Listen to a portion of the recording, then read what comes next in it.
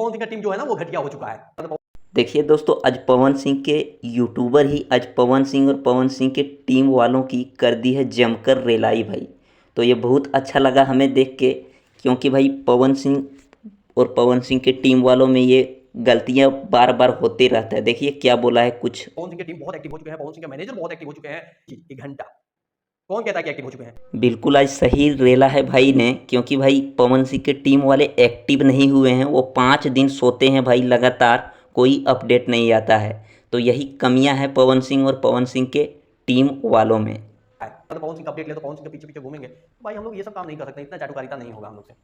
तो आज जमकर कर दिया है रेलाई। तो भाई पवन सिंह के टीम वालों को थोड़ा सुधरना चाहिए। आप लोग बहुत ज़्यादा सोते हैं, जिसके कारण लोगों को पता नहीं पहुँच चल पाता है। दोस्तों वीडियो अच्छा लगेगा तो शेयर कीजिएगा। No no no no. तो भाई लोग यही कुछ हाल है पवन सिंह और पवन सिंह के टीम वालों का। तो दोस्तों वीडियो अच्छा लगा तो लाइक कीजिएगा, चैनल पे नए होंगे तो सब्सक्राइब कीजिएगा। थैंक्स फॉर वॉचिंग भाई।